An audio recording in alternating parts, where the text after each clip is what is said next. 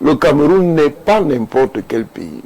Si vous y fabriquez, parce que vous avez vos intérêts de pouvoir, une crise, vous ne pourrez pas la maîtriser. Et je l'ai déjà dit, quand je vois les Kassans qui se penchent sur notre pays, une guerre au Cameroun, parce que ce qui se passe là, ce sont des manœuvres qui préparent les guerres. Ah bon? Je vous le dis. Non, c'est pas un jeu. Ce n'est pas un jeu. Si c'était un jeu, c'est un jeu dangereux. Ce n'est pas un jeu. Une guerre au Cameroun, c'est au moins 50 ans. Je répète, une guerre au Cameroun, c'est au moins 50 ans. Et c'est l'enfer des enfers. Terminé. Nous allons peut-être faire confiance à la Bible de Limbi Loubé pour que nous n'entrions pas dans ce genre de guerre qui ferait 50 ans. Docteur Valère Bessalam, est-ce que Foudou ne gagnerait pas à se taire? Moi, je ne sais pas pourquoi vous voulez faire taire quelqu'un. Quand vous dites que c'est sans objet, ça ne vous intéresse pas. Je crois, j'ai suivi, Maître parlait tout à l'heure. Je crois que, j'ai dit, je m'occupe davantage de ce qu'il dit. Et sur le dossier, je crois qu'il a parlé de la maladie du président en 2008.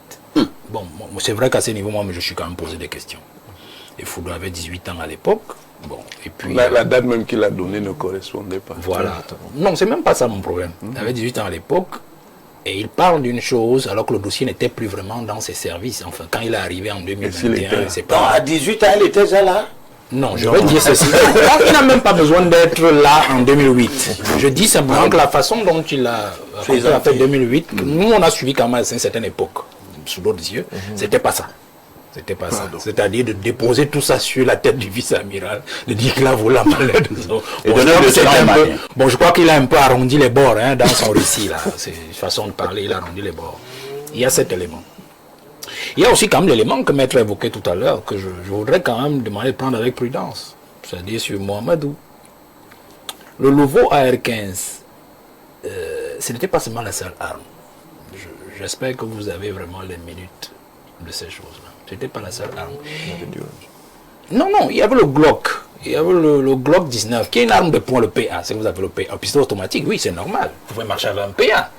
Mais le nouveau AR-15, même si vous l'avez, on va dire ça comme ça, civilisé, c'est-à-dire que rendu à usage civil, non, c'est pas pour tuer les oiseaux. C'est une arme de guerre.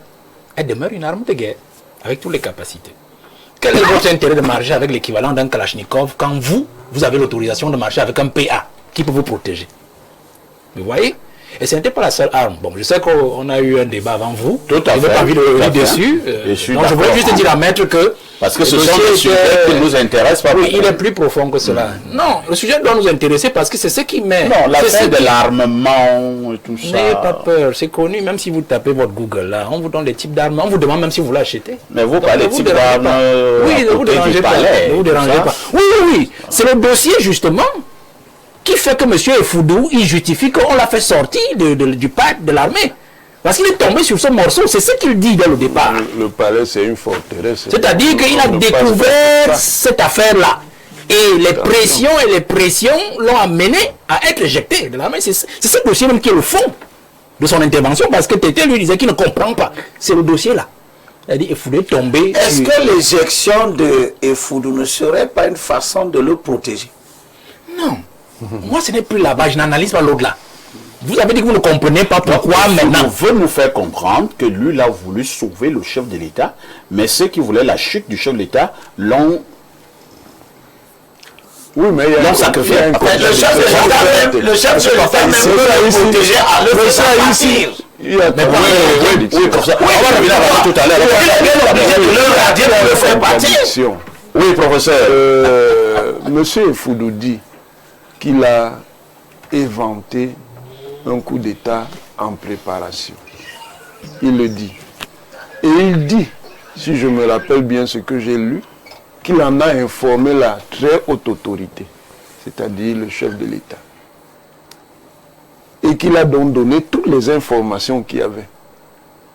Bon, si c'est donc le cas, vous pensez sérieusement qu'il peut l'avoir fait avec des éléments fondés, non seulement on ne le récompense pas, mais au contraire, on l'évacue. C'est possible. Avec le régime Biya, ce n'est pas possible. Avec le régime Biya, c'est pas possible. Le régime Biya ne prenait pas les récompenses.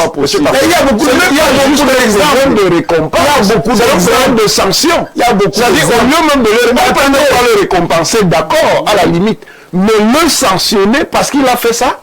Monsieur Parfait, vous voilà qui avez changé de camp. La seule chose qu'on vous a donné, c'est vice-électeur.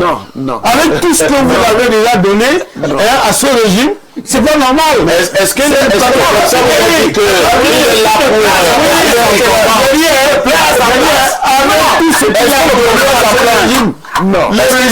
le régime est mauvais. Il est méchant. Mais comment ça veut dire quoi? Il a du social pour le ministre et le recteur. De quoi? C'est pas la diversion. Non, c'est pas la diversion. Non, c'est qui ont le plus travaillé d'un coup d'État. La première a sauvé un régime d'un coup d'État. Non seulement qui aurait.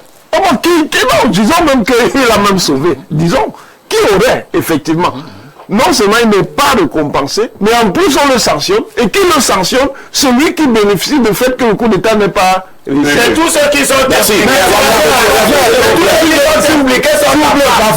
Je voudrais juste dire en une seconde. Oui, après on passera la parole à Maître Atanga. Quand un monsieur a attendu 47 ans avant de rencontrer son maître d'école, n'est-ce pas? Quand un monsieur a attendu presque 40 ans, pour reconnaître qu'il y avait quelqu'un à la radio qui avait bloqué le message, n'est-ce pas, de Poutine en 84, n'est-ce pas, il n'a pas reconnu. Donc, vous voyez le nombre de personnes qui ont rendu d'énormes services à ce pouvoir et qui sont dans, n'est-ce pas, qui sont dans Vadouille. Et je dis encore, parfait ici, quand vous regardez, depuis qu'on crie au gouvernement, nouveau gouvernement, quand vous voyez les gens qui se sont battus pour que M. Biya ait les 33% et que les 53%, et que jusqu'aujourd'hui, personne n'a été récompensé, ni les jeunes à qui il a promis, ni les dames, les femmes à qui il a promis, mais il garde, n'est-ce pas, le même gouvernement au sein duquel on a des gens, n'est-ce pas, qui ont entretenu pratiquement la bataille pour l'enlever du pouvoir. Vous comprenez, vous pensez que un monsieur comme celui-là peut récompenser les gens? Merci. Non, c'est pas possible. C'est pas un problème de sanction. Non, il dit, non seulement à la limite, il ne récompense, mais en plus il sanctionne. C'est possible. C'est pas c'est possible. On vous a compris sous les. Quand je vois les sacrifices de Mathias Ounangina, quand il était avec nous dans aujourd'hui, depuis longtemps, est-ce que le conseil vous a dit que c'est c'est pas normal. Vous savez que d'abord, je ne suis pas modérateur, mais nous avons violé le temps de parole de monsieur Bessala, c'est vrai. Je voudrais avec son expertise, qui nous explique un peu. Monsieur Efudou a quand même un supérieur hiérarchique direct. Nous sommes d'accord. Est-ce que monsieur Bessala, qui connaît bien qui sait comment l'administration fonctionne, est-ce que monsieur Efudou était en même, tel qu'il le déclare, d'écrire directement au président de la République du Cameroun? Un. Le deux. Monsieur Efudou, dans ses déclarations, dit qu'il voulait voir son honneur restauré. Je voudrais lui rappeler que la révocation, c'est un acte administratif qui est attaquable. Et nous avons un précédent qu'on peut lui rappeler, le cas de M. Afana. Voilà, comme c'est la police qui a été révoquée. Il a attaqué, n'est-ce pas, cet acte administratif signé par le président. Il a fini par gagner. Au moment où je vous parle, il a en train d'être restitué dans tous ses droits. Il serait plus simple, il aurait été plus simple, M. Foudou, de rester au Cameroun, sagement, trouver dans la révocation, dans l'acte administratif, des arguments qui auraient pu lui permettre de saisir le juge administratif et qu'on n'en serait pas là. Donc, je veux que le grand frère Bessala puisse chuter qu'il ne plaise pas de pouvoir nous donner quelques orientations sur les questions que j'ai voulu qu'il nous plaise. Oui, c'est vrai que les questions, c'est moi qui les pose. Bien sûr, exceptionnellement, je juge aussi la question pertinente. Hein. Valère, vous avez la parole. J'avais déjà répondu à certaines de ces questions.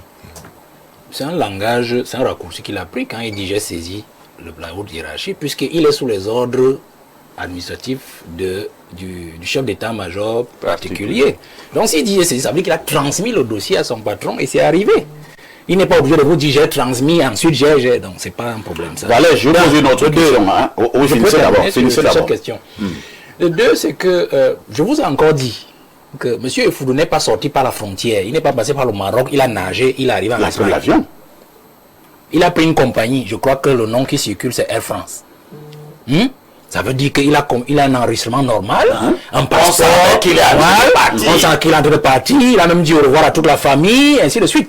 Donc il avait un point de chute même pour arriver. Puisque quand vous prenez l'avion Air France là et tout, vous connaissez pour voyager au blanc, on vous demande chez qui vous allez, séjour, tout bon. Vraiment tout était programmé. Et je vous ai aussi dit que dans tout ce qu'il dit, sous réserve qu'il vienne encore frapper sur son propre patron, il n'a rien dit de mal sur son patron. C'est-à-dire le chef d'état-major particulier du président. Il n'a rien dit de mal. Général Amougou. Il n'a rien dit de mal. Il n'a pas envie de parler. Hein. Je dis que sous réserve qu'il vienne aussi. Mais sur les gars actuels, il n'a rien dit de mal. Vous comprenez?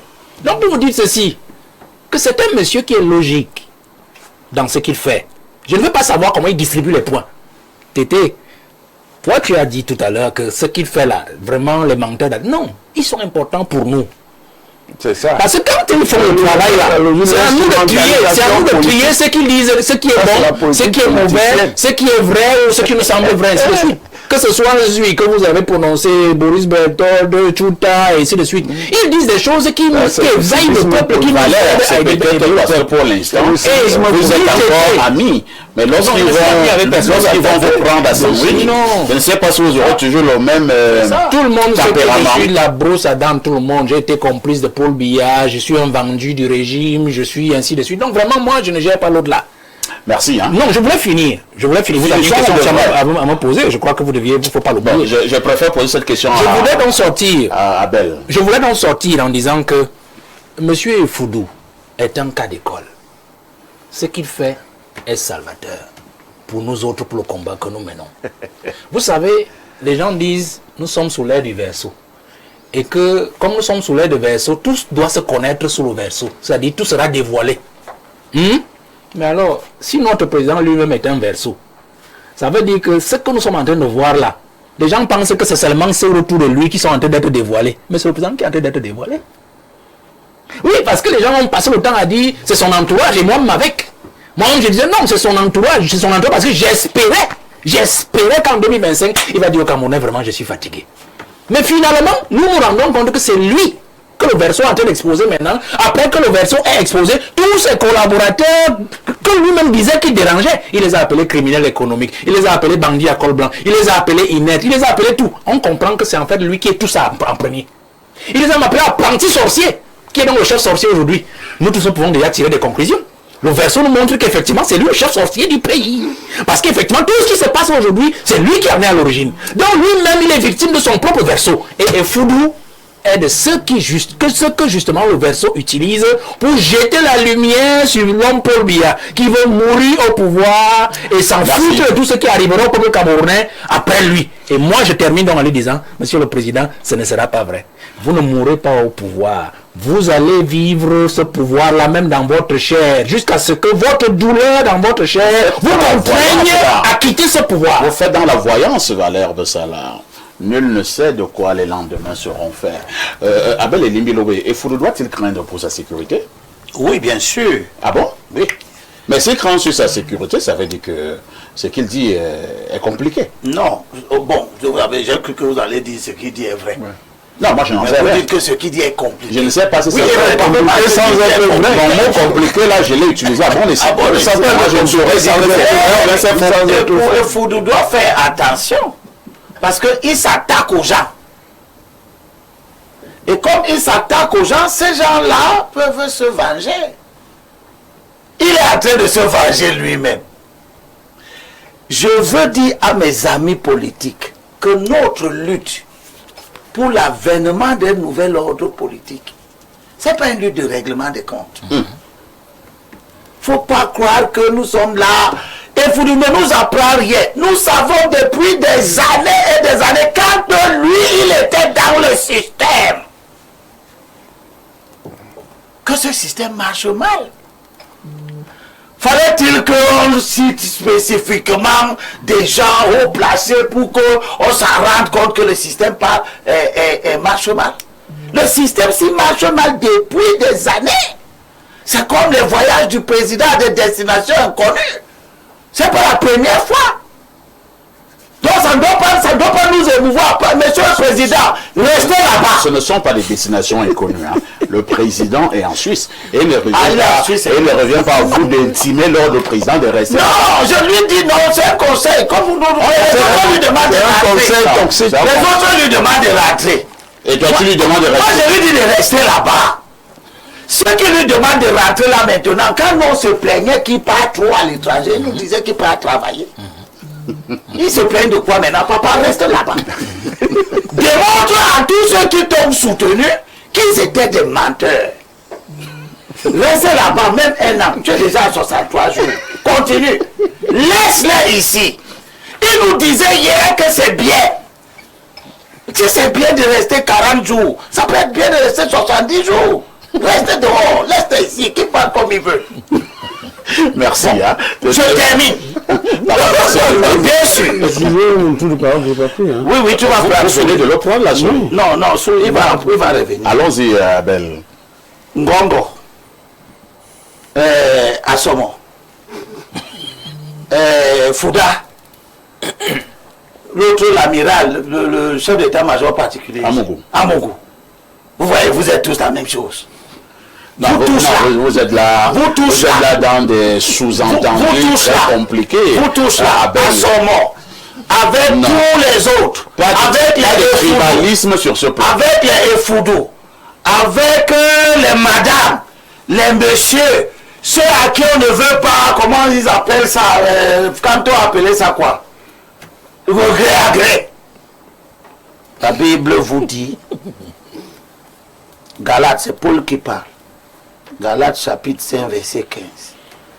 Si vous continuez à vous mordre et à vous dévorer les uns les autres, prenez garde que vous ne soyez anéantis les uns par les Il a tiré à lire son verset.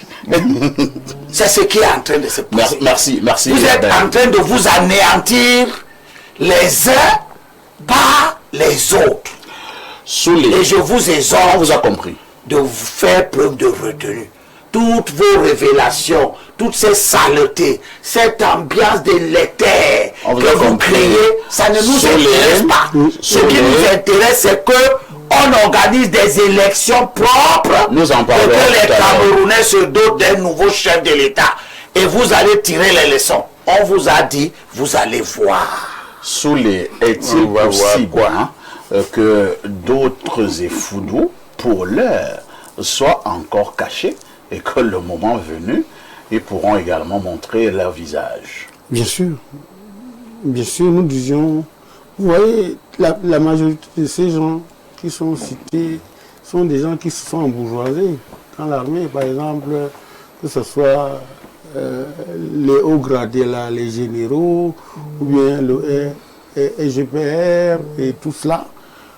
Tout à l'heure, vous avez voulu me dire que l'auditeur a voulu m'embarrasser en disant que Efoudou a parlé du MINDEF.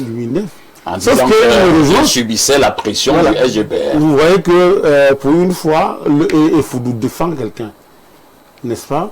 Et il défend le MINDEF. Mais ce que je voudrais dire, faisons très attention, Elini. Prenons ce qui se passe là au sérieux. Parce que vous savez, le président n'est plus jeune. Il est presque à la fin de son cycle. C'est presque son dernier mandat. Sauf si on veut le réélire en 2018. On avait dit que c'était vraiment son dernier mandat. Il n'a personne d'autre. Parfait, je suis entièrement d'accord qu'on peut toujours le réélire en 2032.